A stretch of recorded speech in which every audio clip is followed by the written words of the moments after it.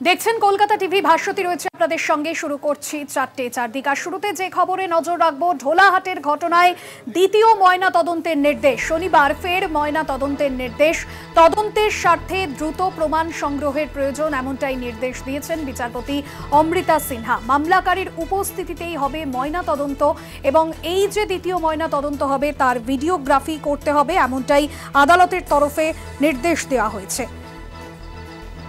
পীযূষ কান্তি নাগ আমাদের প্রতিনিধি রয়েছেন ফোন লাইনে। পীযূষ কান্তি, আদালতের তরফে দ্বিতীয়বার ময়নাতদন্তের করার নির্দেশ দেওয়া হয়েছে এবং সেই নির্দেশের পাশাপাশি ভিডিওগ্রাফি করতে হবে। আর কি কি বলা হয়েছে আদালতের তরফে, কি নির্দেশ নেই?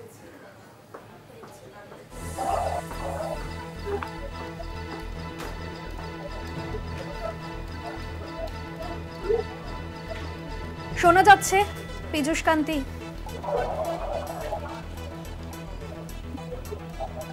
আদালতের তরফে এই বিষয়ে ঠিক কি নির্দেশ উঠে আসছে?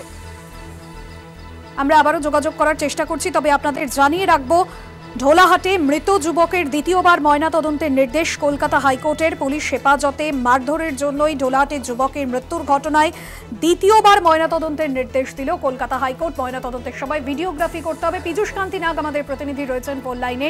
পীযূষ কান্তি, দ্বিতীয়বার ময়নাতদন্ত করতে হবে, পাশাপাশি আর কি নির্দেশ দেওয়া হয়েছে আদালতের তরফে?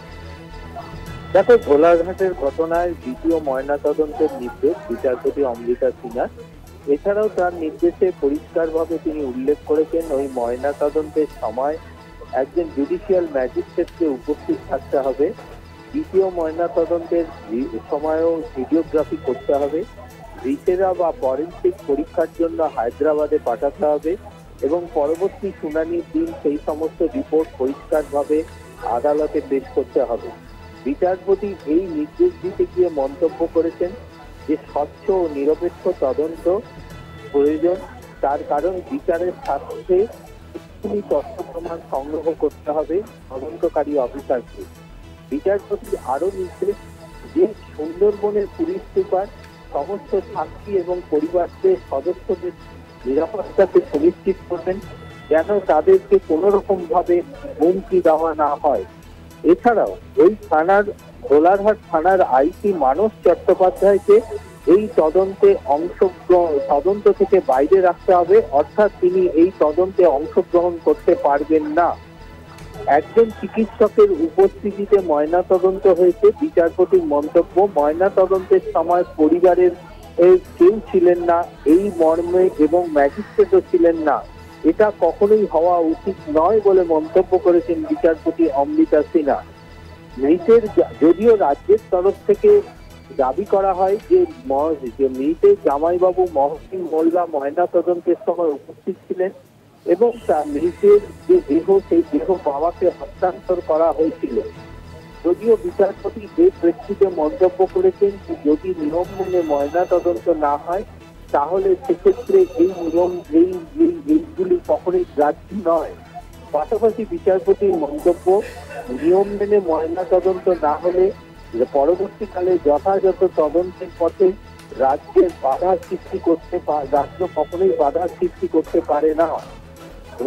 এর ফলে পাশাপাশি বিচারপতি বেসরকারি হাসপাতালের ভূমিকাকেও তিনি প্রশ্নের মুখে ফেলেছেন। তার কারণ তিনি বলেছেন যে ময়না তদন্তে রিপোর্টে জন্ডিসের কথা বলা নেই। এদিকে 4 জুলাই যখন প্রথমবার এই জন্য নিহত যুবককে হাসপাতালে নিয়ে যাওয়া হয়, তিনি তখন শারীরিক এবং মানসিকভাবে সুস্থ ছিলেন। কিন্তু গতকাল রাজ্যের পক্ষ থেকে দাবি করা হয় যে বেসরকারি হাসপাতালে তার জন্ডিস আক্রান্ত ছিল। এক্ষেত্রে এই মামলায় সেই বেসরকারি হাসপাতালকেও সংযুক্তর কথা বিচারপতি মন্তব্য করেছেন। একদমই ধন্যবাদ। পীযূষ কান্তি নাগ আমাদের প্রতিনিধি ছিলেন ফোন লাইনে। দ্বিতীয় ময়না তদন্তের সময় ভিডিওগ্রাফি করতে হবে, পাশাপাশি পরিবার পরিজনের নিরাপত্তা সুনিশ্চিত করতে হবে, এমনটাই নির্দেশ দিয়েছেন হাইকোর্টের বিচারপতি অমৃতা সিনহা। আর এই নিয়ে আরো বিস্তারিত জানবো, সরাসরি রয়েছেন আমাদের প্রতিনিধি নামখানা থেকে কোয়েল মণ্ডল। কোয়েল, আমরা দেখেছিলাম যে ঘটনা ঘটেছিল এবং রণক্ষেত্র পরিস্থিতি তৈরি হয়েছিল ঢোলাহাট থানা চত্বরে যুবককে তুলে নিয়ে গিয়ে মারধরের ঘটনা চোর সন্দেহে, এবং এই যে আদালতের তরফে যে নির্দেশ, পরিবার পরিজন এখনো পর্যন্ত কি বলছেন তারা এই ঘটনায়? একদমই দেখো, তোমাকে প্রথমে জানিয়ে রাখবো ঢোলাহাট থানা এলাকা একেবারেই কিন্তু দফায় দফায় উত্তপ্ত হয়ে ওঠে যুবকের মৃত্যুর ঘটনায় এবং নিহত যুবকের পরিবারের তরফ থেকে বারবার অভিযোগ করা হয় পুলিশি হেফাজতে চোর সন্দেহে যুবককে আটক করে হেফাজতের মধ্যেই পুলিশি অত্যাচার এবং লাঠিচার্জ করা হয়, যার ফলে সেই যুবকের মৃত্যু হয়। ঢোলাহাটে এই যুবকের মৃত্যুর ঘটনার জলগড়ায় কলকাতা হাইকোর্ট পর্যন্ত এবং কলকাতা হাইকোর্টে এই ঢোলাহাট কাণ্ডের আজ দ্বিতীয় দিনের শুনানি ছিল। দ্বিতীয় দিনের শুনানিতে যেমন বিচারপতি নির্দেশ দিয়েছেন নিহত যুবকের দেহের দ্বিতীয়বার ময়নাতদন্ত করতে হবে। প্রথমবার ময়নাতদন্তের সময় একজন চিকিৎসক ময়নাতদন্ত করেছিলেন, সেই সময় মৃতের কোনো আত্মীয় উপস্থিত ছিলেন কিনা সেটা স্পষ্ট নয়, তাই দ্বিতীয়বার মৃতের বাবার উপস্থিতিতে নিহত যুবকের দেহের ময়নাতদন্তের নির্দেশ দিয়েছেন বিচারপতি অমৃতা সিনহা। এই দ্বিতীয়বার ময়নাতদন্তের ক্ষেত্রে এনএইচআরসি গাইডলাইন মানার কথা বলা হয়েছে, সেক্ষেত্রে ভিসেরা পাঠাতে হবে আগামী কালের মধ্যে। এবং এক্ষেত্রে তোমাকে জানিয়ে রাখবো নিহত যুবকের পরিবার তারা কিন্তু এই গোটা ঘটনাকে নিয়ে একদিকে যেমন শোকাহত মর্মাহত রয়েছে, পাশাপাশি বারবার তারা কিন্তু বলেছেন যে বিচার ব্যবস্থার ওপর এখনো পর্যন্ত তাদের ভরসা রয়েছে এবং যার কারণেই তারা কিন্তু কলকাতা হাইকোর্টের দ্বারস্থ হয়েছেন এবং আগামীকাল সেই ময়না তদন্ত করতে হবে বলেই কিন্তু নির্দেশ দিয়েছেন কলকাতা আদালতের বিচারপতি অমৃতা সিনহা। ঘটনাকে ঘিরেই কিন্তু একের পর এক জোর জল্পনা তৈরি হচ্ছে। পাশাপাশি তোমাকে জানিয়ে রাখবো এই যে যুবকের মৃত্যুর ঘটনা, পুলিশি নির্যাতনের ফলে যুবকের মৃত্যুর অভিযোগ, ঘটনাকে ঘিরে কিন্তু একেবারেই থমথমে হয়ে রয়েছে ঢোলাহাট এলাকা চত্বর। পাশাপাশি নিহতের পরিবার থেকে শুরু করে গ্রামবাসীরা তারাও কিন্তু যথেষ্ট মর্মাহত এবং আগামীকাল যদি আবার ময়না তদন্ত হয় তার রিপোর্ট ঠিক কি আসবে, কারণ সেই ময়না তদন্তের তরফে সেই ময়না তদন্তের রিপোর্টের পর নতুন কি তথ্য উঠে একদমই, অর্থাৎ কোয়েল বোঝাই যাচ্ছে যে দ্বিতীয় ময়না তদন্তের রিপোর্টের পর কি তথ্য উঠে আসে, কারণ দ্বিতীয় ময়না তদন্তের সময় ভিডিওগ্রাফি করতে হবে এমনটাই নির্দেশ দেওয়া হয়েছে আদালতের তরফে এবং পরিবার পরিজন তারাও কি বলে পরবর্তীতে নজর থাকবে। ধন্যবাদ জানাবো, কোয়েল মণ্ডল ছিলেন প্রতিনিধি সরাসরি নামখানা থেকে। আপনাদের জানিয়ে রাখবো ঢোলাহাটে যে ঘটনা ঘটেছিল চোর সন্দেহে পুলিশের অর্থাৎ থানায় নিয়ে গিয়ে পুলিশের মারধরের জেরে যুবকের যে মৃত্যুর ঘটনা, সেই ঘটনায় দ্বিতীয়বার ময়নাতদন্তের নির্দেশ দিল কলকাতা হাইকোর্ট এবং শনিবারের মধ্যেই দ্বিতীয় ময়নাতদন্ত করতে হবে এবং ওই রিপোর্ট আগামী যখন আদালতে অর্থাৎ শুনানি রয়েছে আগামী 22শে জুলাই তখন আদালতে পেশ করতে হবে এবং পাশাপাশি আরও বেশ কিছু নির্দেশ দেওয়া হয়েছে কলকাতা হাইকোর্টের বিচারপতি অমৃতা সিনহার তরফে। এই মৃত যুবকের যারা পরিবার পরিজন রয়েছে তাদের নিরাপত্তাও সুনিশ্চিত করতে হবে এমনটাই কিন্তু জানানো হয়েছে। আপনাদের জানিয়ে রাখবো ঢোলাহাটে যে ঘটনা এবং আমরা দেখেছিলাম যে রণক্ষেত্র পরিস্থিতি তৈরি হয়েছিল ঢোলাহাটে এবং সেই পরিস্থিতি সামলাতে কিন্তু রীতিমতো র্যাফ নামাতে হয়েছিল প্রশাসনকে। এবার এই ঢোলাহাটের যে ঘটনা সেই ঘটনা নিয়ে দ্বিতীয়বার এবার ময়নাতদন্তের নির্দেশ দিল কলকাতা হাইকোর্ট। গত 30শে জুন এই ঘটনার সূত্রপাত হয়। সোনার গয়না চুরি করেন এবং চোর সন্দেহে ওই যুবককে থানায় তুলে এনে মারধরের ঘটনা ঘটে এবং সেই ঘটনার পরিপ্রেক্ষিতে পরিবার পরিজন এবং স্থানীয় বাসিন্দারা তারা রীতিমতো বিক্ষোভ দেখাতে থাকেন ঢোলাহাট থানা চত্বরে। এই ঘটনা যত এগিয়েছে আমরা দেখেছি একের পর এক তথ্য যেরকম সামনে এসেছে। এবার দ্বিতীয় ময়না তদন্তের নির্দেশ কলকাতা হাইকোর্টের বিচারপতি অমৃতা সিনহা যে নির্দেশ দিয়েছেন দ্বিতীয়বার যে ময়না তদন্ত করা হবে সেই ময়না তদন্তের ভিডিওগ্রাফি করতে হবে। তদন্তের স্বার্থে দ্রুত প্রমাণ সংগ্রহের কথাও বলেছেন বিচারপতি অমৃতা সিনহা। পাশাপাশি এই তদন্ত চলাকালীন পরিবার পরিজনের যে নিরাপত্তা সেই নিরাপত্তাও কিন্তু সুনিশ্চিত করতে হবে প্রশাসনকে, এমনটাই কলকাতা হাইকোর্টের বিচারপতি অমৃতা সিনহা তিনি তার পর্যবেক্ষণে জানিয়েছেন। দ্বিতীয়বার ময়না তদন্তের নির্দেশ এমনটাই জানা যাচ্ছে।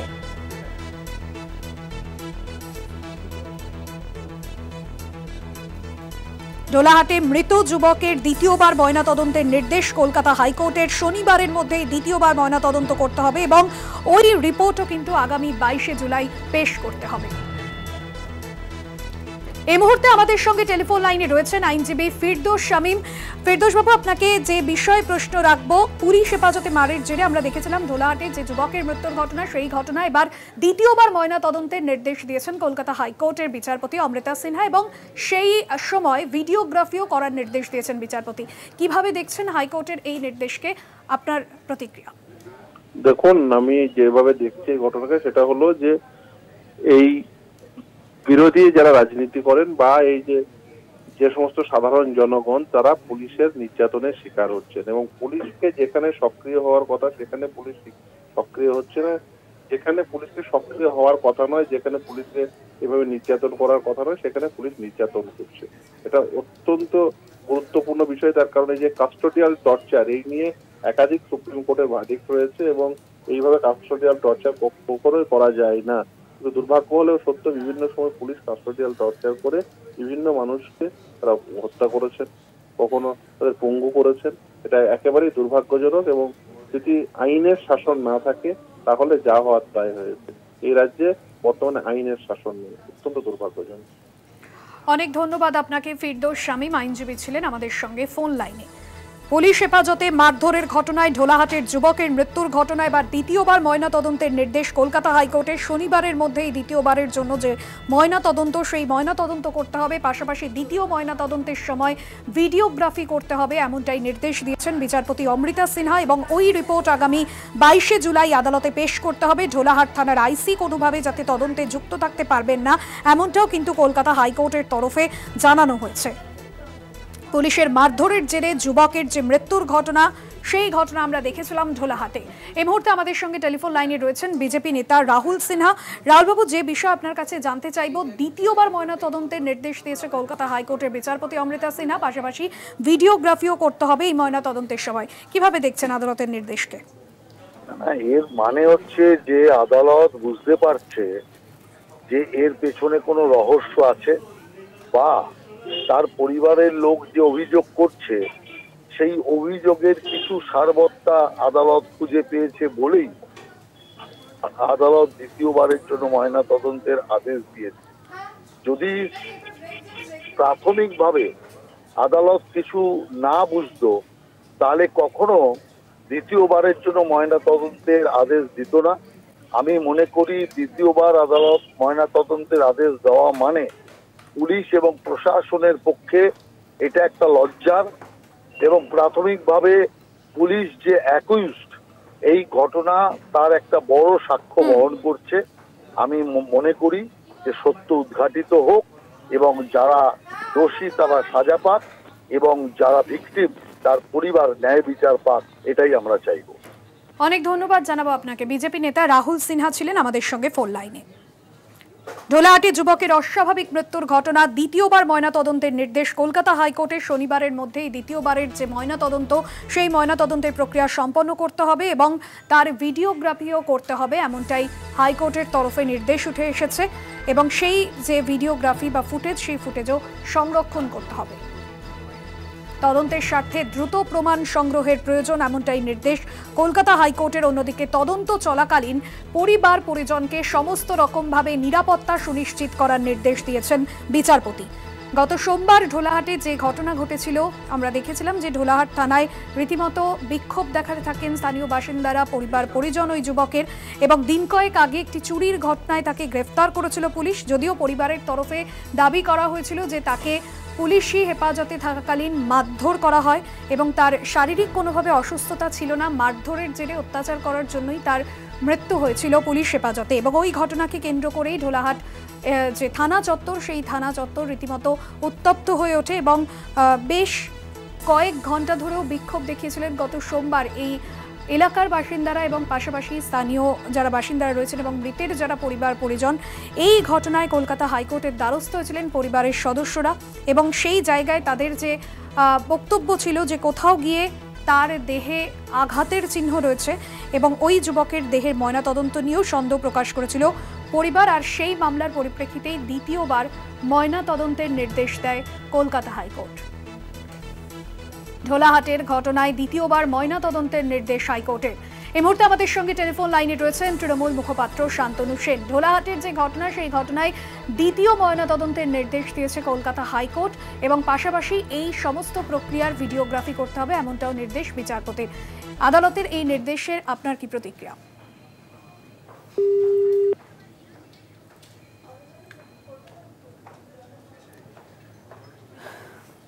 সম্ভবত যোগাযোগ বিচ্ছিন্ন হয়েছে।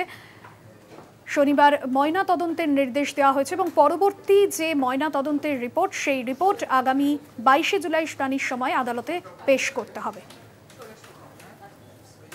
গত সোমবারই মৃত্যু হয়েছিল ঢোলাহাট থানার বাসিন্দা আবু সিদ্দিক হালদারের।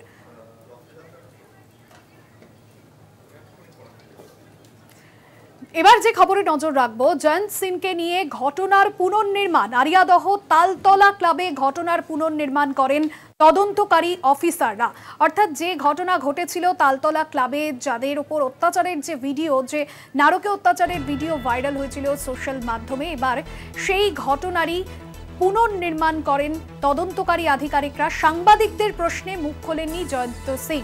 আরিয়াদহ কাণ্ডে ধৃত জয়ন্ত সিং, তার বিরুদ্ধে একের পর এক অভিযোগ এখনো পর্যন্ত সামনে এসেছে।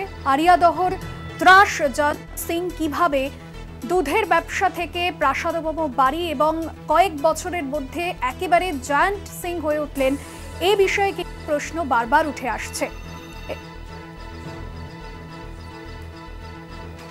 কামারহাটি থেকে রয়েছেন এই বিষয় নিয়ে আরো বিস্তারিত জানবো আমাদের প্রতিনিধি জয়ন্ত মজুমদার। জয়ন্ত, যে ঘটনা আমরা দেখছি, যে ঘটনাক্রম দেখছি, যে জয়ন্ত সিং তার বিরুদ্ধে একের পর এক অভিযোগ, এবার আরিয়াদহ কাণ্ডে ধৃত জয়ন্ত সিং এর বিরুদ্ধে যে অভিযোগ সামনে আসছে, এখনো পর্যন্ত এ বিষয়ে কি কি তথ্য পাচ্ছ? আজ যে ঘটনার পুনর্নির্মাণ করা হলো, তিনি কি সহযোগিতা করেছেন তদন্তকারী আধিকারিকদের? দেখো দিদি, তোমাকে প্রথমেই একটা বিষয় জানানোর চেষ্টা করবো। আজও বলা যেতে পারে বেপরোয়া জয়ন্ত সিং। কেন জয়ন্ত সিং বেপরোয়া, আজকে একটু বলে রাখি। যেই সময় তদন্তকারী আধিকারিকরা জয়ন্তকে নিয়ে এসেছিলেন, তদন্তকারী আধিকারিকরা তিনি সহযোগিতা করেছেন বটে, কিন্তু যেই সময় সাংবাদিকদের প্রশ্ন বারবার জয়ন্ত সিংয়ের দিকে ধেয়ে আসছিল, সেই সময় জয়ন্ত সিংহ কিন্তু সামাল দিতে পারেনি সাংবাদিকদের প্রশ্নের উত্তর। তিনি বলেছেন শুধু একটা কথাই, একটা শব্দ প্রয়োগ করেছেন যে আপনারা কি দেখেছেন আমি এই কর্মকাণ্ডের সঙ্গে জড়িত। কিন্তু সূত্রের যে খবর, সেই খবর এবং যে ভিডিও ভাইরাল হচ্ছে একের পর এক, এবং যে সাগরেদদের গ্রেফতার করছে, সেই যে ভিডিওতে দেখা যাচ্ছে যাদেরকে, তারা কিন্তু মূলত জয়ন্ত সিং এর সাগরেদ বলেই জানা যাচ্ছে। এবং জয়ন্ত সিং এর মদতে গোটা ঘটনা চলে আরিয়াদহের অঞ্চলে, অর্থাৎ আরিয়াদহের ত্রাস জয়ন্ত সিংহ। এবং শুধু তাই নয়, তুমি যেমনটা প্রশ্ন করলে যে জয়ন্ত সিংহ সহযোগিতা করেছে কিনা, ডেফিনেটলি একেবারেই বলবো জয়ন্ত সিংহ কিন্তু সহযোগিতা করেছেন। তার ফলে কিন্তু পুলিশের এই পুনর্নির্মাণ প্রক্রিয়া কিন্তু করা সম্ভব হয়েছে, এবং যার পরিপ্রেক্ষিতে কিন্তু পুলিশ যখন আজকে পুনর্নির্মাণ প্রক্রিয়া চালায় তালতলা স্পোর্টিং ক্লাবের ভেতর থেকে, সেখান থেকে কিন্তু একটি লোহার রড কিন্তু উদ্ধার করা হয়। এবং শুধু তাই নয়, আরেকটি বিষয়, যেই বিষয়ের কিন্তু পুলিশ সূত্রের খবর অনুযায়ী জানা যাচ্ছে যে জয়ন্ত সিং এর যে সাকরেদদের একটি ভিডিও ভাইরাল হয়েছিল, যেখানে দেখা গিয়েছিল জয়ন্ত সিং ঠিক পেছন দিয়ে দাঁড়িয়ে রয়েছে এবং তার সাকরেদরা কিন্তু বন্দুক প্রশিক্ষণ নিবজ্জিত হয়েছেন। সেখানে কিন্তু জয়ন্ত সিং এর যথেষ্ট মদত রয়েছে, এবং জয়ন্ত সিং বলে দিচ্ছিলেন যে কিভাবে বন্দুক চালাতে হয় না চালাতে হয়, এই গোটা বিষয়টা। এবং সেই বিষয়ে কিন্তু ব্যারাকপুর পুলিশ কমিশনারেট কিন্তু তদন্ত প্রক্রিয়া চালিয়েছে। ব্যারাকপুর পুলিশ কমিশনার অলোক রাজরিয়া যেমনটা পরিষ্কার করে বলে দিয়েছিলেন যে ভিডিওগুলো ভাইরাল হয়েছিল, সেই ভিডিওগুলোর পরিপ্রেক্ষিতে কিন্তু আইনগতভাবে পদক্ষেপ গ্রহণ করা হবে। এবং সেই অনুযায়ী কিন্তু এই যে জয়ন্ত সিং এর সাকরেদ, তারা কিন্তু পুলিশ হেফাজতে রয়েছে। পুলিশ হেফাজতে তাদেরকে কিন্তু জিজ্ঞাসাবাদ করা হবে যে এই অস্ত্রশস্ত্রগুলো তারা কোথা থেকে পেত, এবং কে বা কার যোগ সাজসে তারা এতটা পাওয়ারফুল হলো এই গোটা অঞ্চলে, অর্থাৎ আরিয়াদহে ত্রাস হয়ে উঠলো তারা, এবং এই ধরনের অস্ত্র দিয়ে তারা প্রকাশ্যে এরকম প্রশিক্ষণ চালাতো। কোথায় সেই অস্ত্রগুলো রয়েছে, এই গোটা বিষয় কিন্তু জিজ্ঞাসা করা হবে বলে পুলিশ সূত্রের খবর অনুযায়ী জানা যাচ্ছে। একদমই। এবং সে জায়গায় জয়ন্ত, এই যে যেমনটা তুমি বলছিলে যে এই অস্ত্রশস্ত্র সরবরাহ বা এই ক্লাবের মধ্যে মারধর, যে সমস্ত ভিডিও ভাইরাল হয়েছে, সে জায়গায় এই পুনর্নির্মাণের পর কি এর সাথে কোনো যোগসূত্র পাওয়া গিয়েছে?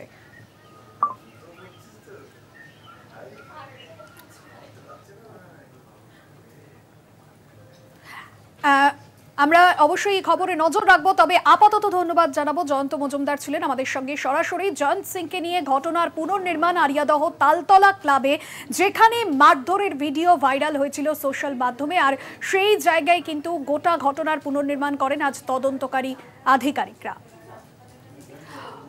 অন্যদিকে আপনাদের জানিয়ে রাখবো, জয়ন্ত সিংকে নিয়ে যখন আজ ঘটনার পুনর্নির্মাণে যান তদন্তকারী আধিকারিকরা, সাংবাদিকদের প্রশ্নে এড়িয়ে যান, রীতিমতো সাংবাদিকদের প্রশ্নে মুখই খুললেন না জয়ন্ত সিং।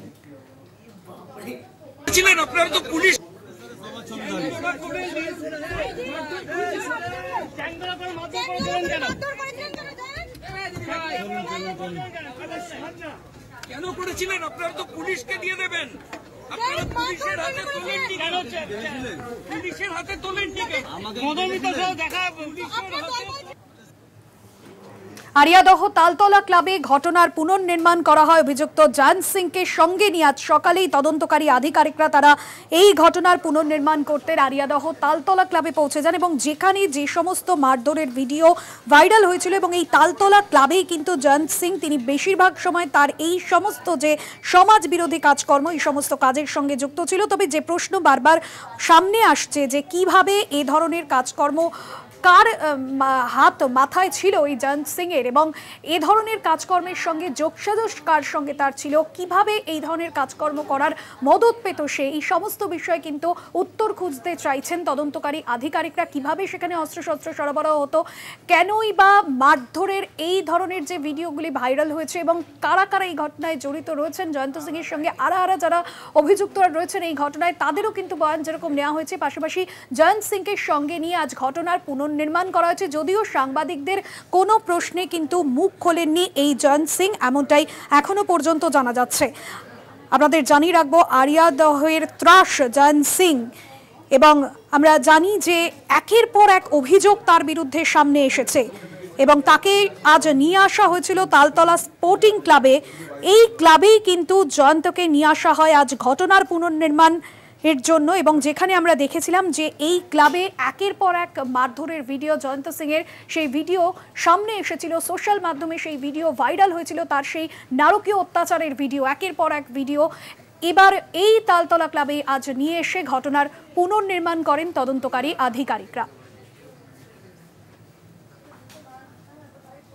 4:04 দিকে সময় এখন একটা বিরতি। ফিরছি বিরতির পর, সঙ্গে থাকুন।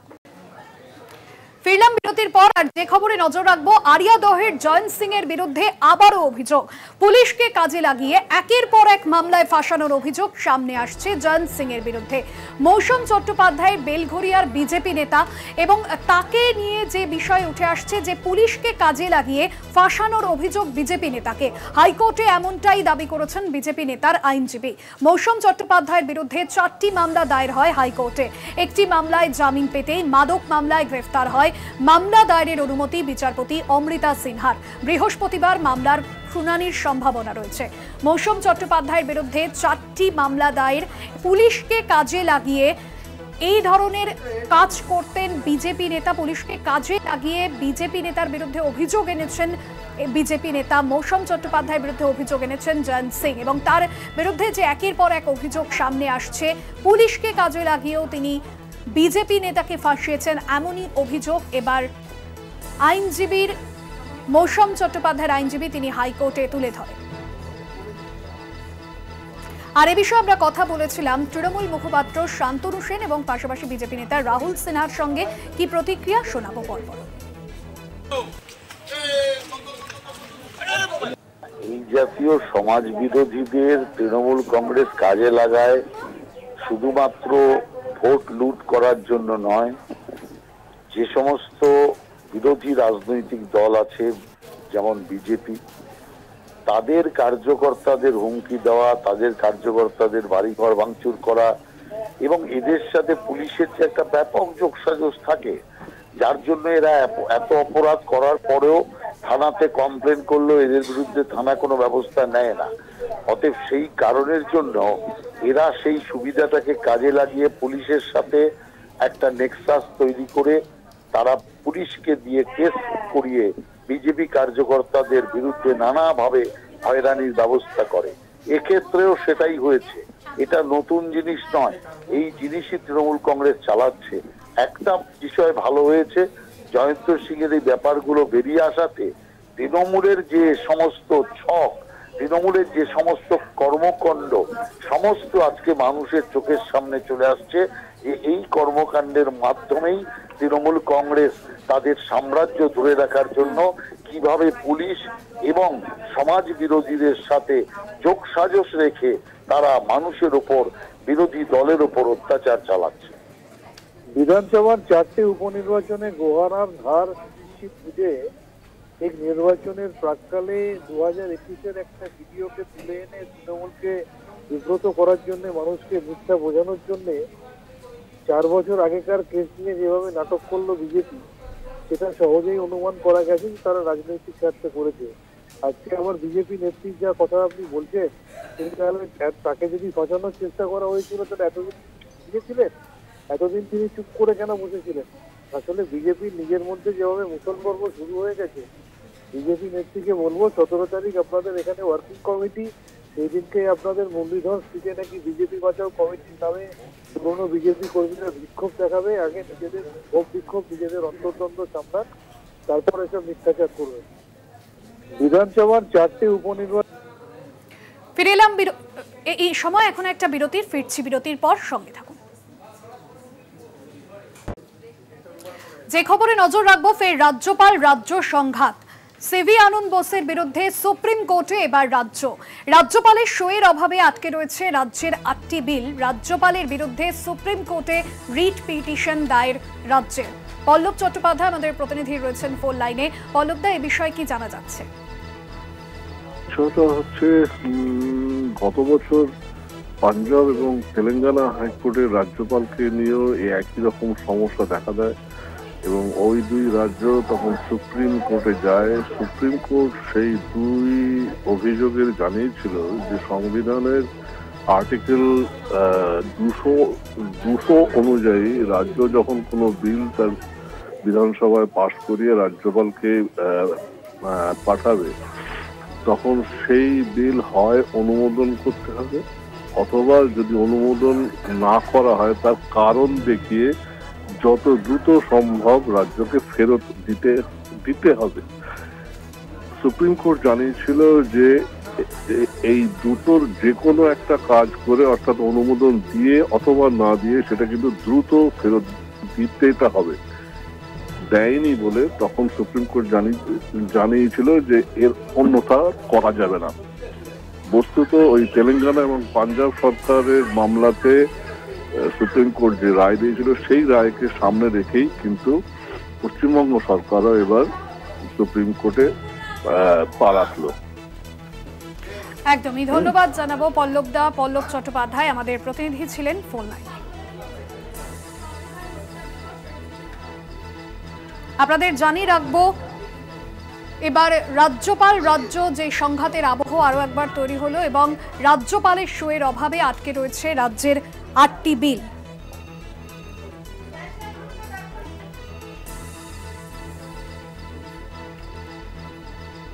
কংগ্রেস মুখপাত্র সৌম্য আইচ রায়, পাশাপাশি তৃণমূল মুখপাত্র শান্তনু সেন, অন্যদিকে সিপিএম সাংসদ বিশিষ্ট আইনজীবী বিকাশ রঞ্জন ভট্টাচার্য কি প্রতিক্রিয়া দিয়েছেন এ বিষয়ে পরপর শোনাবো। আমাদের যে অসহযোগিতা করছে, নির্বাচিত সরকারকে অসহযোগিতা করছে, নির্বাচিত 3 বারের মুখ্যমন্ত্রীকে অসহযোগিতা করছেন, বিধানসভা থেকে বিল পাশ হয়ে তার কাছে পাঠালে তিনি সেই বিল আটকে রেখে দিচ্ছেন, সেই উদ্দেশ্য প্রণোদিত ভাবে সেই বিল তিনি সই করছেন না, ফেরতও পাঠাচ্ছেন না। এই ধরনের বিভিন্ন অসহযোগিতার নিদর্শন বারংবার বিগত কয়েক বছর ধরে আমরা দেখছি। তার পরিপ্রেক্ষিতে এই ধরনের সিদ্ধান্ত নেওয়া হয়েছে। এখানে মোদী বিরোধী সরকার আছে, সেখানে তারা রাজ্য প্রশাসনের সঙ্গে সহযোগিতা করছেন না এবং তাদের যে সাংবিধানিক দায়িত্ব সেটাকেও পালন করছেন না। এই প্রথম দেখলাম যে তৃণমূল কংগ্রেসের নেতারা অকারণে চেঁচামেচি না করে একটা যুক্তিসঙ্গত পদ্ধতি নিয়েছেন, সাংবিধানিক পদ্ধতি, সাংবিধানিক আদালতে গিয়েছেন, এটা বিচার হবে। রাজ্যপাল এইভাবে তার মতামত না দিয়ে বিলকে অকার্যকরী রাখতে পারেন কিনা। ইতিপূর্বে কেরালা সরকার তারা হাইকোর্টে গিয়েছে, সুপ্রিম কোর্টে গিয়েছিলেন, সুপ্রিম কোর্ট থেকে সেখান থেকে নির্দেশ দেওয়া হয়েছিল। আমার ধারণা এই মামলাটা রাজ্য সরকার সঙ্গত কারণেই করছে। রাজ্যপাল করছেন বা যেটা রাজ্য সরকার করছেন, এটা গণতন্ত্রের পক্ষে একেবারেই কাম্য নয়। রাজ্যপালের একটা সাংবিধানিক ক্ষমতা আছে, সেটা সীমিত ক্ষমতা, এবং তার মধ্যে রাজ্যপাল এবং রাজ্য এই দুর্লভটা পশ্চিমবঙ্গের মানুষের অগ্রগতি পিছিয়ে দিচ্ছে। সংবিধানের প্রভিশন অনুযায়ী যতটুকু করা দরকার রাজ্যপালকে ততটুকু, ওভার অ্যাক্টেড যে পজিশন নিয়েছেন রাজ্য এবং রাজ্যপাল, এটা কিন্তু গণতন্ত্রের জন্য এবং রাজ্যের জন্য একেবারেই ভালো নয়। আদালতে দৌড়ানো এবং এই যে পরিকল্পিতভাবে দুজনের যে তরজা, এটা কি কারণে হচ্ছে এটা কিন্তু আমরা আজও অন্ধকারে। মধ্যখান থেকে বাংলার মানুষের উন্নয়ন, বাংলার মানুষের কাজ পিছিয়ে যাচ্ছে। রাজ্যপাল শিল্পপতি মুকেশ আম্বানির ছেলে অনন্ত আম্বানির বিয়েতে যোগ দিতে মুম্বাই সফরে মুখ্যমন্ত্রী মমতা বন্দ্যোপাধ্যায়। তবে বিয়ের অনুষ্ঠানে যোগ দেওয়ার পাশাপাশি তৃণমূল সুপ্রিমোর নজরে রাজনৈতিক বৈঠকেও শুক্রবার বিকেল 4টায় উদ্ধব ঠাকরের সঙ্গে দেখা করবেন তিনি এবং বিকেল 5টায় শরদ পাওয়ারের সঙ্গে সিলভার ওকে বৈঠক রয়েছে তার। বিজেপি বিরোধী ইন্ডিয়া জোটের অন্যতম দুই শরিক উদ্ধব এবং শরদ পাওয়ারের সঙ্গে মুখ্যমন্ত্রীর এই বৈঠক এবং লোকসভা ভোটের পর আমরা দেখেছিলাম যে অভিষেক বন্দ্যোপাধ্যায় তিনি নিজে গিয়েছিলেন, সাক্ষাৎ করেছিলেন, যদিও তারপর তৃণমূল সুপ্রিমো তিনি লোকসভা নির্বাচনের পর এই প্রথমবার ইন্ডিয়া শরিকদের নিয়ে যে বৈঠক করবেন এবং সেই বৈঠক কিন্তু অত্যন্ত তাৎপর্যপূর্ণ এমনটাই জানা যাচ্ছে। বিশেষ প্রতিনিধি দেবজ্যোতি ঘোষ রয়েছেন ফোন লাইনে। দেবজ্যোতি, আজকের এই বৈঠক রাজনৈতিকভাবে কতটা তাৎপর্যপূর্ণ? ইতিমধ্যে মুখ্যমন্ত্রী তিনি যে বাসভবনে ছিলেন অভিষেক বন্দ্যোপাধ্যায়, সেখান থেকে তিনি রওনা হয়েছেন এবং তিনি আজকে উদ্ধব ঠাকরে এবং শরদ পাওয়ারের সঙ্গে তিনি বৈঠক করবেন। অত্যন্ত গুরুত্বপূর্ণ একটি বৈঠক হতে চলেছে, কারণ ইন্ডিয়া জোট তৈরি হওয়ার পর থেকে যেভাবে সমস্ত রাজনৈতিক দলগুলি একজোট হয়ে বিজেপির বিরুদ্ধে লড়াই করছে, তেমনি কিন্তু ইন্ডিয়া জোটের যে বাকি শরিকরা রয়েছে, বিশেষ করে এনসিপি এবং উদ্ধব ঠাকরের শিবসেনা, তাদের সঙ্গে কিন্তু আজকের এই বৈঠক অত্যন্ত গুরুত্বপূর্ণ, কারণ তারা কংগ্রেসকেও কিন্তু চাপে রাখতে চাইছেন। কারণ বেশ কিছু প্রোগ্রাম নিয়ে কিন্তু কংগ্রেসের সঙ্গে তাদের একটা বিরোধিতা হয়েছিল, কিন্তু শেষ মুহূর্ত পর্যন্ত কিন্তু জোটে থাকতে সমস্ত রাজনৈতিক দলই কিন্তু মেনে নিয়েছিলেন রাহুল গান্ধীর এই কর্মসূচিকে। সেই মতোই কিন্তু আজকের এই বৈঠক অত্যন্ত গুরুত্বপূর্ণ বলে মনে করছে রাজনৈতিক মহল। কিছুক্ষণের মধ্যে আজ প্রথম শরদ পাওয়ারের সঙ্গে বৈঠক করবেন, সেই বৈঠকও কিন্তু গুরুত্বপূর্ণ। এছাড়াও যে মহারাষ্ট্রে উপনির্বাচন রয়েছে, সেই নির্বাচনে তৃণমূল কংগ্রেস একটি আসনে লড়াই করতে চায়। একদমই দেবজ্যোতি, ধন্যবাদ জানাবো তোমায়। বিশেষ প্রতিনিধি দেবজ্যোতি ঘোষ ছিলেন ফোন লাইনে।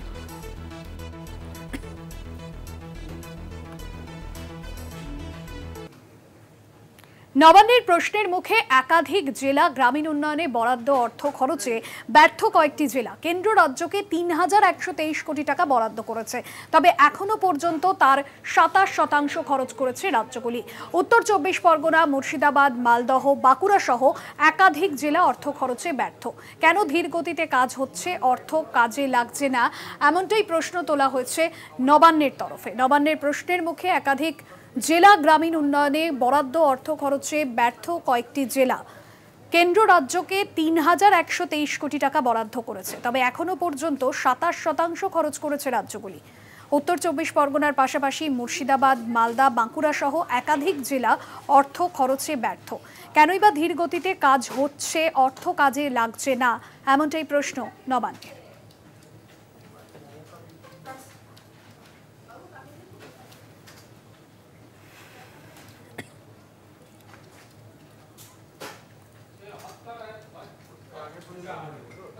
সোহম কাণ্ডে শোকজ টেকনোসিটি থানার আইসিকে। হাইকোর্টে ভৎসনার মুখে পড়েন বিধাননগর কমিশনারেট পুলিশ। হাতাহাতির সিসিটিভির ফুটেজ কেন নেই প্রশ্ন হাইকোর্টের। নিউটাউনের শুটিংয়ের সময় হাতাহাতিতে জড়িয়ে পড়েন অভিনেতা তথা তৃণমূল বিধায়ক সোহম চক্রবর্তী। আমরা দেখেছিলাম সেই রেস্তোরাঁর মালিকের সঙ্গে গাড়ি রাখা নিয়ে বচসা বাঁধে এবং রীতিমতো হাতাহাতিও শুরু হয়। আর সেই ভিডিও ফুটেজ কেন আদালতে নিয়ে আসা হয়নি সেই বিষয়ে কিন্তু বিধাননগর পুলিশ কমিশনারেট আদালতের ভৎসনার মুখে পড়েন। ইতিমধ্যেই টেকনোসিটি থানার আইসিকে শোকজ করা হয়েছে। শুটিংয়ের সময় হাতাহাতিতে জড়িয়ে পড়েন সোহম। শাকিল মুস্তাক প্রতিনিধি রয়েছেন ফোন লাইনে। শাকিল, আইসিকে শোকজ করা হয়েছে টেকনোসিটি থানার আইসিকে, কি জানা যাচ্ছে, কি অভিযোগ তার বিরুদ্ধে?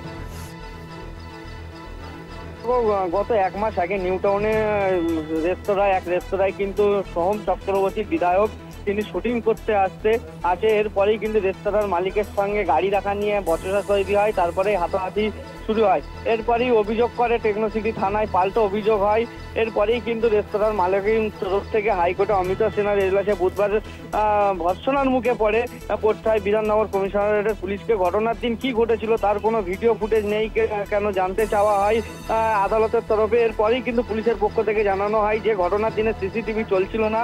আদালতের পক্ষ থেকে জানানো হয় যে রেস্তোরাঁর মালিক বেশ কিছু সিসিটিভি ফুটেজ কিন্তু হাতাহাতির ফুটেজ কিন্তু সেগুলো কোথা থেকে আসলো। এরপরেই কিন্তু বিধাননগর কমিশনারের পক্ষ থেকে টেকনোসিটি থানার আইসি সোমনাথ ভট্টাচার্যকে শোকজ করা হয় বিধাননগর কমিশনারের পক্ষ থেকে।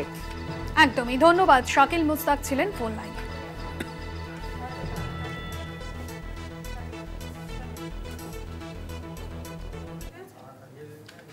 বীরভূম জেলা তৃণমূলের বৈঠকে বিস্ফোরক মন্তব্য। বিস্ফোরক সাঁইথিয়া তৃণমূল সংখ্যালঘু সেলের ব্লক সভাপতি।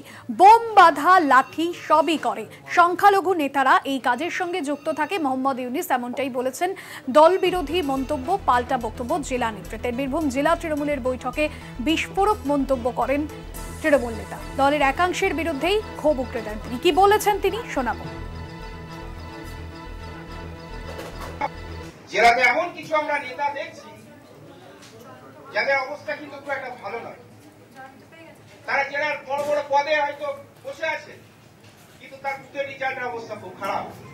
এগুলো কিন্তু ভাবতে হবে, এগুলো মূল্যায়ন করতে হবে। সংখ্যালঘু আর কি করবে, সংখ্যালঘু যাবেই বা কোথায়? কিন্তু সংখ্যার গুরু যারা বড় বড় পদ নিয়ে বসে আছে তাদেরকে আমাদেরকে একটু চোখে আঙুল দিয়ে বুঝিয়ে দিতে হবে যে আপনারা বুথেই জিততে পারছেন না, তো জেলার আবার কি দায়িত্ব নেবেন? বড় বড় সব কোর কমিটি হয়েও বসে আছে। এগুলো কিন্তু আমাদের ভাবতে হবে। সবই সংখ্যালঘু করবে, বোম বানা থেকে শুরু করে লাঠি সব আমরাই বার করবো, এটা ঠিক না। এটাকে একটু দেখতে হবে। মনা বীরবংশী রয়েছেন ফোন লাইনে। মনা, বীরভূমে কোনোভাবে এই যে শাসক দলের মধ্যে গোষ্ঠী কোন্দল তা থামার লক্ষণ নেই। আরও একবার গোষ্ঠী কোন্দলের যে ছবি প্রকাশ্যে এই সভা থেকে বিস্ফোরক মন্তব্য করতে দেখা যায় তৃণমূলের একাংশের বিরুদ্ধে মোহাম্মদ ইউনুসকে। একদমই তাই। দেখো ভাস্করটি, নিঃসন্দেহে এই বক্তব্য অর্থাৎ সাঁইথিয়া ব্লকের তৃণমূল কংগ্রেসের সংখ্যালঘু সেলের সভাপতি মোহাম্মদ ইউনুসের এই বক্তব্য শাসক দল বীরভূম জেলা তৃণমূল নেতৃত্বকে অস্বস্তি যে বাড়ালো তার বলার অপেক্ষা রাখে না। দেখো তিনি কি প্রশ্ন তুলছেন। তিনি যেটা বলছেন যে যখন নির্বাচন আসে ভোট বৈতরণী পার করার জন্য বোম মানতে হয় সংখ্যালঘু যারা শাসক দলের নেতাকর্মী তাদেরকে লেঠেল বাহিনী হিসেবে ব্যবহার করা হয়। কিন্তু দেখা যাচ্ছে যখনই ভোট শেষ হয়ে যাচ্ছে তখনই পদে কারা বসে রয়েছে জেলা তৃণমূলের কোর কমিটির পদে, তারা হচ্ছে অযোগ্য লোকরা, যারা নিজেদের বুথে, নিজেদের পাড়ায়, নিজেদের পুরসভায় তারা জেতাতে পারে না। এদের ভূমিকা নিয়ে কিন্তু তিনি প্রশ্ন তুলছেন যে যারা বুথে জেতাতে পারে না তারা আবার জেলাতে বড় বড় তৃণমূলের পদ নিয়ে বসে আছে। সুতরাং এই বিষয়গুলো একটু মূল্যায়ন করে দেখা উচিত। 21 যে জুলাই যে সভা কলকাতায়, সেই প্রস্তুতি সভায় একটি বৈঠক, সেই বৈঠকেই কিন্তু তৃণমূলের ব্লকের নেতা কিন্তু এ ধরনের প্রশ্ন তুলে দিয়েছেন, যা নিয়ে রীতিমতো একটা জোর জল্পনা এবং বিতর্কের সৃষ্টি হয়েছে শাসক দলের অন্দরের মধ্যেই। দেখো অবশ্যই এটা কটাক্ষ করতে পারেনি বিজেপির তরফ থেকে বলা হচ্ছে যে গেল 26-এ কিন্তু এবার এই সরকার থাকবে না, আমরা সরকার আসবো, বিজেপির তরফ থেকে কটাক্ষ করে বলা হচ্ছে। আর তৃণমূলের যে গোষ্ঠীদ্বন্দ্ব এটা নতুন কিছু নয়, এমনই কিন্তু কটাক্ষ করছেন। তবে অবশ্যই দেখো ভাস্কর, যে বিষয়টা এই মুহূর্তে দাঁড়িয়ে উঠে এসছে সেটি হচ্ছে জেলা তৃণমূল কোর কমিটির আহ্বায়ক যিনি রয়েছেন বিকাশ রায়চৌধুরী, তিনি বলছেন অর্থাৎ মোহাম্মদ ইউনুসের এই বক্তব্য থেকে স্পষ্ট যে আরো একবার শাসক দলের গোষ্ঠী কোন্দল সামনে এলো। ধন্যবাদ তোমায়। অন্যদিকে যেমনটা মোহাম্মদ ইউনুসের মন্তব্য, সেই মন্তব্যের পাল্টা দিয়েছেন বীরভূম জেলা পরিষদের সভাধিপতি কাজল শেখ। 24-এর ভোটে বীরভূমবাসী তৃণমূলকে আশীর্বাদ করেছেন। হিন্দু মুসলিম শেখ নির্বিশেষে সবার ভোট পেয়েছে তৃণমূল। কি বলেছেন কাজল শেখ শোনাবো। যে সংখ্যালঘু যে একটা 21শে জুলাই নিয়ে যে মিটিং হয়েছে, সেই মিটিংয়ে আমি ছিলাম না, তো ওখানে যে উপস্থিত ছিল বা আপনাদের মাধ্যমে খবরটা জানতে পারলাম। যদিও একজন ব্লক নেতৃত্ব হিসাবে জেলা কোর কমিটির সদস্যদের বিরুদ্ধে অভিযোগ করা বাঞ্ছনীয় অবশ্যই নয়, তবুও ও যে কথাটা বলেছে এ কথাটার পরিপ্রেক্ষিতে আমি এটাই বলবো যে আমার যা কোর কমিটির সদস্য আমরা যারা আছি বীরভূম জেলা পরিষদে, বীরভূম জেলা, আমরা সকলে বিষয়টি নিয়ে আলোচনা করব এবং এইসব বিষয়গুলো থেকে তারা যে বক্তব্য রাখছে ওপেন স্টেজে, এগুলো দলের আভ্যন্তরীণ বিষয়। দলের নিজেদের মধ্যে এই বিষয়গুলো আলাপ আলোচনা করলে ভালো হয়। দলের যে 24-এ নির্বাচন হয়েছে, 24-এ নির্বাচনে বীরভূম জেলার মানুষ দুহাত ভরে আশীর্বাদ করেছে এবং যে শুধু সংখ্যালঘুরা ভোট করেছে সেটা নয়, সংখ্যালঘু বীরভূম জেলা 33-34%, বাকি ভোটগুলো তাহলে কোথাতে গেল? সর্বতই বীরভূম জেলার মানুষ, হিন্দু, মুসলমান, শিখ, খ্রিস্টান, ইসাই সমস্ত সম্প্রদায়ের মানুষ দুহাত ভরে আশীর্বাদ করেছে এবং এই যে ভোটের কৃতিত্ব, এটা শুধু সংখ্যালঘু সম্প্রদায়ের নয়, এই কৃতিত্ব মমতা বন্দ্যোপাধ্যায়, কালকের যে সংখ্যালঘু যে একটা 21শে জুলাই নিয়ে যে মিটিং হয়েছে সেই মিটিংয়ে আমি ছিলাম না, তো ওখানে যে উপস্থিত ছিল বা আপনাদের মাধ্যমে খবরটা জানতে পারলাম। যদিও একজন ব্লক নেতৃত্ব হিসাবে জেলা কোর কমিটির সদস্যদের বিরুদ্ধে অভিযোগ করা বাঞ্ছনীয় অবশ্যই নয়, তবুও ও যে কথাটা বলেছে এ কথাটার পরিপ্রেক্ষিতে আমি এটাই বলবো যে আমার যা কোর কমিটির সদস্য আমরা যারা আছি বীরভূম জেলা পরিষদের, বীরভূম জেলা, আমরা সকলে বিষয়টি নিয়ে আলোচনা করব এবং এইসব বিষয়গুলো থেকে তারা যে বক্তব্য রাখছে ওপেন স্টেজে, এগুলো দলের আভ্যন্তরীণ বিষয়, দলের নিজেদের মধ্যে এই বিষয়গুলো আলাপ আলোচনা করলেই ভালো হয়। দলের যে 24শে নির্বাচন হয়েছে, 24শে নির্বাচনে বীরভূম জেলার মানুষ দুহাত ভরে আশীর্বাদ করেছে এবং যে শুধু সংখ্যালঘুরা ভোট করেছে সেটা নয়, সংখ্যালঘু বীরভূম জেলা 33 থেকে 34%, বাকি ভোটগুলো তাহলে কোথাতে গেল? সর্বতই বীরভূম জেলার মানুষ হিন্দু, মুসলমান, শিখ, খ্রিস্টান, ইসাই সমস্ত সম্প্রদায়ের মানুষ দুহাত ভরে আশীর্বাদ করেছে এবং এই যে ভোটের কৃতিত্ব, এটা শুধু সংখ্যালঘু সম্প্রদায়ের নয়, এই কৃতিত্ব মমতা বন্দ্যোপাধ্যায়। কালকের যে সংখ্যালঘু যে একটা 21শে জুলাই নিয়ে যে মিটিং হয়েছে সেই আর এবার যে খবরে নজর রাখবো, উচ্ছেদ অভিযানের বিরুদ্ধে হকারদের বিক্ষোভ। আসানসোল দুর্গাপুর উন্নয়ন পর্ষদের সামনে বিক্ষোভ। পুনর্বাসনের দাবিতে দুর্গাপুরে হকাররা বিক্ষোভ দেখাচ্ছেন এবং পুনর্বাসন না দিয়েই তাদের যে দোকানপাট সেই দোকানপাট ভেঙে দেওয়া হয়েছে। সঞ্জীব সুই রয়েছেন ফোন লাইনে। সঞ্জীব, হকারদের ঠিক কি অভিযোগ, কি চাইছেন তারা? অভিযোগ যে তারা দীর্ঘদিন ধরে এখানে ব্যবসা করছেন এবং তাদের রুজি রোজগারের উপরই তাদের সংসার চলে। এই সকলেরই ছোটখাটো দোকান রয়েছে, দীর্ঘ 50-60 বছর ধরে তারা এখানে ব্যবসা করছেন। কয়েকদিন আগে নোটিশ দেওয়া হয়েছিল উঠে যাওয়ার জন্য, কয়েকজন দোকান উঠিয়েও নেয়, কিন্তু বেশিরভাগ হকারই দোকান ওঠায়নি। এরপরেই গত 3-4 দিন ধরে লাগাতার দুর্গাপুরে এই বুলডোজার দিয়ে ভেঙে দেওয়া হচ্ছে সমস্ত দোকানপাট। হকারদের যেটা বক্তব্য যে তাদেরকে পুনর্বাসন দিতে হবে, পুনর্বাসন না দিয়ে এইভাবে উচ্ছেদ করলে চলবে না, তারা পথে বসে যাবেন এবং সেই জন্য তারা পুনর্বাসন চাইছেন। এবং দুর্গাপুরের বিভিন্ন এলাকা, দুর্গাপুরের সিটি সেন্টারের বাস স্ট্যান্ড চত্বর, আদালত ভবন চত্বর এবং দুর্গাপুরের সিটি সেন্টারের অন্যান্য এলাকা, এএমসি এবং বিভিন্ন এলাকাতেই সরকারি জমিতে যে হকাররা ছিল তাদেরকে উচ্ছেদ করার পরে আজকে তারা মিছিল করে। একদমই ধন্যবাদ সঞ্জীব।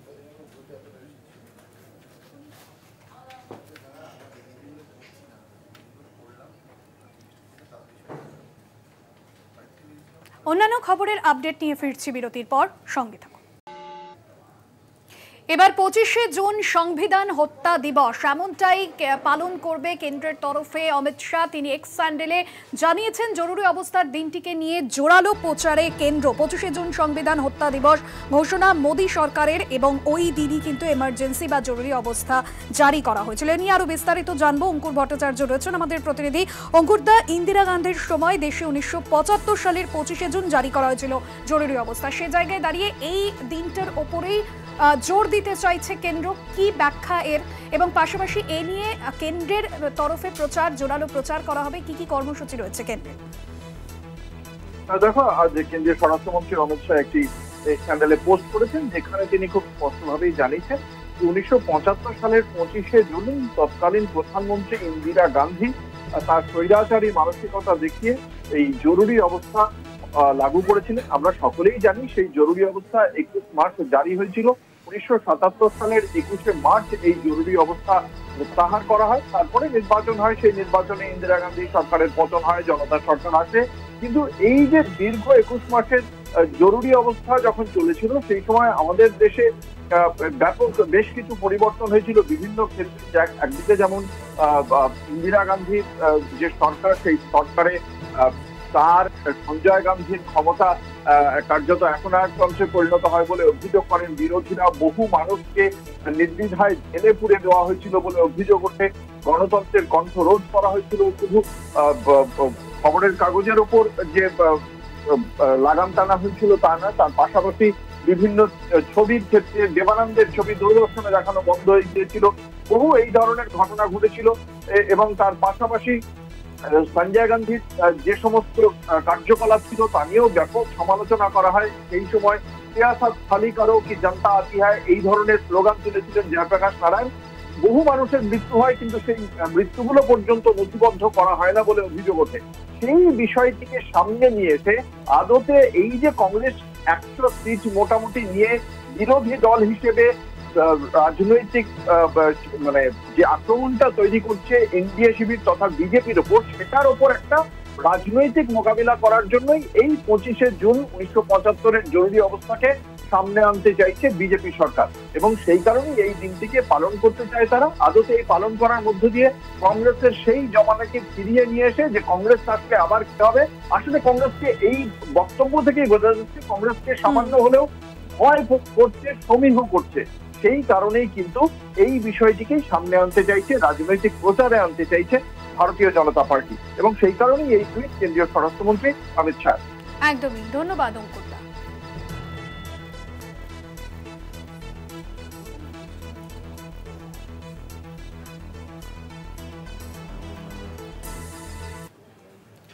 হাথরস স্ট্যাম্পেড কাণ্ডে তদন্তের আবেদন খারিজ সুপ্রিম কোর্টে, মামলাকারীকে হাইকোর্টে যাওয়ার পরামর্শ। সৎসঙ্গ সমাবেশে আচমকাই হুড়োহুড়িতে গণমৃত্যুর ঘটনায় জনস্বার্থ মামলায় তদন্তের আবেদন খারিজ। যে কোনো ঘটনার পরিপ্রেক্ষিতে সুপ্রিম কোর্টে আসা যায় না, নিঃসন্দেহে অস্বস্তিকর ঘটনা, কিন্তু এমন বিষয় বিচার করার উপযুক্ত জায়গা হাইকোর্ট। অভিমত প্রধান বিচারপতি ডিওয়াই চন্দ্রচূড়ের নেতৃত্বাধীন 3 বিচারপতির ডিভিশন বেঞ্চের। সৎসঙ্গ সমাবেশে চাপা পড়ে 121 জনের মর্মান্তিক মৃত্যু হয়। সেই ঘটনায় সুপ্রিম কোর্টের অবসরপ্রাপ্ত কোনো বিচারপতির নেতৃত্বে 5 সদস্যের বিশেষজ্ঞ কমিটি করে তদন্তের দাবিতে মামলা।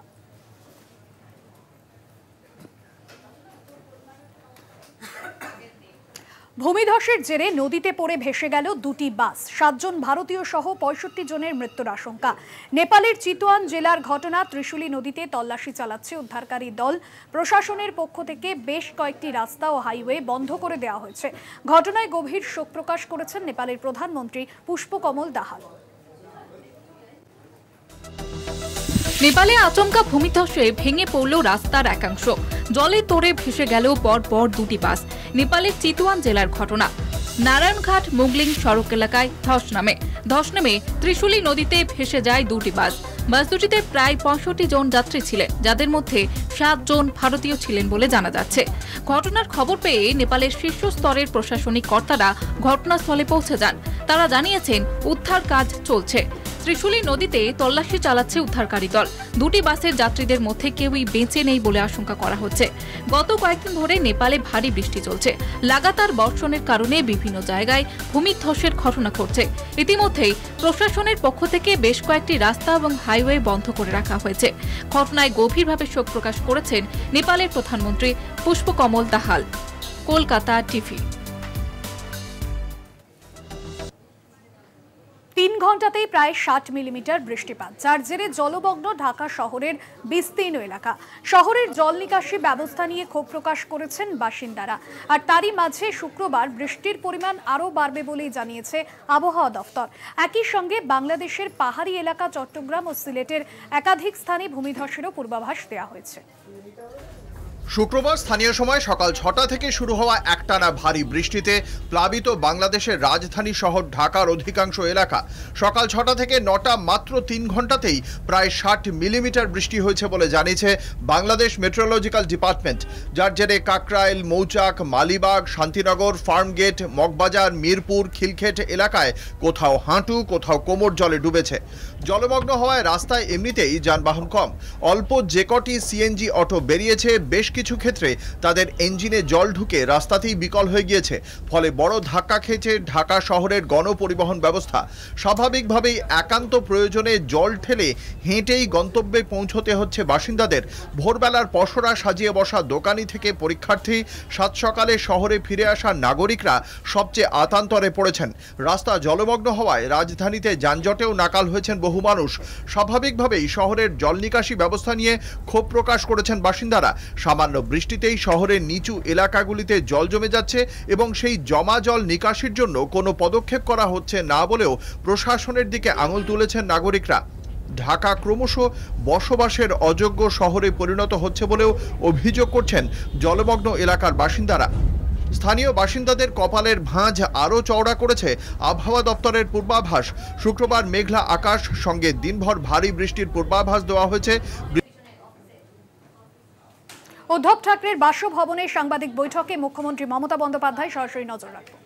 शरद पवार जी से मुलाकात करेंगी, क्या आपके बीच में कांग्रेस का कोई ऐसा नेता है जिससे आप मुलाकात करेंगी, क्योंकि कांग्रेस से काफी इधर में जो मुरली देवरत है ना, हमारे साथ बहुत आपसे जान पहचान था, हम एमपी था पार्लियामेंट का, हम मीट करते थे, लेकिन अभी हम इधर में किसी को पहचानता नहीं है, तो इसी के लिए दिल्ली में जब जाते हैं मीट होता है, लेकिन इधर में तो ऐसा नहीं है। लेकिन इलेक्शन का टाइम में हम जरूर आएंगे, हम उद्धव जी के लिए कैंपेन करेंगे। इंडिया गठबंधन की बात की जाए, लास्ट सवाल, इंडिया गठबंधन की बात की जाए तो एक बैनर पर एक कांग्रेस भी है, आप भी हैं, बड़े बड़े चेहरे भी हैं, लेकिन देखा गया है कि आपको और कांग्रेस के बीच की मतभेद जो है बढ़ती नजर आई, चाहे दिल्ली की बात की जाए, चाहे बंगाल की बात की जाए, तो इंडिया गठबंधन को कैसे मजबूती से लाया जाएगा? अरे बंगाल में तृणमूल कांग्रेस तैयार हुआ है लड़ने के लिए, हम तो सीपीएम कांग्रेस को साथ एडजस्ट नहीं कर सकते है कि हम तो सीपीएम का साथ लड़ाई करके हम पावर में आया। सीपीएम का साथ हमारा रिश्ता नहीं है। सीपीएम कांग्रेस बीजेपी अगर बंगाल में एक साथ में काम करे तो हमारा लिए दिक्कत होता है। 3 पार्टी मिल भी किया, लेकिन कांग्रेस ऑल इंडिया में उसको खिलाफ नहीं है, लेकिन बंगाल में उसको कुछ नहीं है, लेकिन इंडिया गठबंधन में हम लोग सब इकट्ठा हो गए हैं। দিদি বাংলা প্রসঙ্গে একটা প্রশ্ন, ফিরহাদ হাকিমের বক্তব্যে স্টেটমেন্টে আপনার কোনো রিঅ্যাকশন? আমি একটা কথা বলি, শুরু কে কি বলেছেন আমাদের রোজ আমি মন্ত্রী, উনি রাজ্যের মন্ত্রী, তাতে কি যায় আসে, ওর নিজের ওপিনিয়ন বলেছে। আপনি কি সমর্থন করেন? আমি এসব দেখিনি, শুনিনি। না, উনি বলেছেন মুসলিম পরিবারে জন্মগ্রহণ কথা বলি না করলে দুর্ভাগ্যজনক। আপনি কি সমর্থন করেন? আমি একটা কথা বলি, এসব কোশ্চেন আশা করি এখানে করবেন না। না, আপনার স্টেটমেন্ট পাওয়া যায়। আপনি কি সমর্থন করেন? ম্যাডাম बहस मत कीजिए, वो नहीं बोला बहस मत कीजिए, बहस कीजिए मैडम।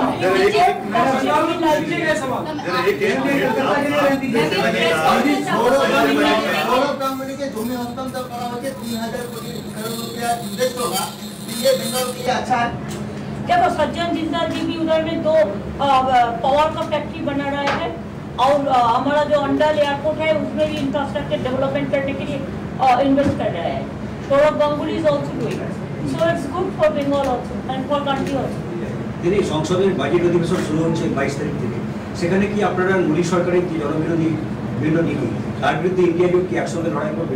দেখো India team is enough strong, আর India team all the team are important, so I should not say anything about parliament. It is the MPs who will decide, and they will think whatever they like to do, what is correct. जी, लोकसभा चुनाव में संविधान बदलने की आशा की गई थी, महाराष्ट्र में उस तरह से लोगों ने महाविकास आघाड़ी को बहुमत दिया है, किस तरह से देखते हो? लोकसभा चुनाव में संविधान बदलने की आशा की गई थी भाजपा की तरफ से, क्या लगता है यहाँ पे महाविकास आघाड़ी में उस तरह से लोगों ने बहुमत दिया है यहाँ पे महाराष्ट्र में महाविकास आघाड़ी? उद्धव जी और उन्होंने जो फाइट की महाराष्ट्र में, उसको कैसे देखते हैं आप? बहुत बढ़िया, उसको देखो सिंबल भी ले लिया, this is absolutely unethical. Instead of that they fought like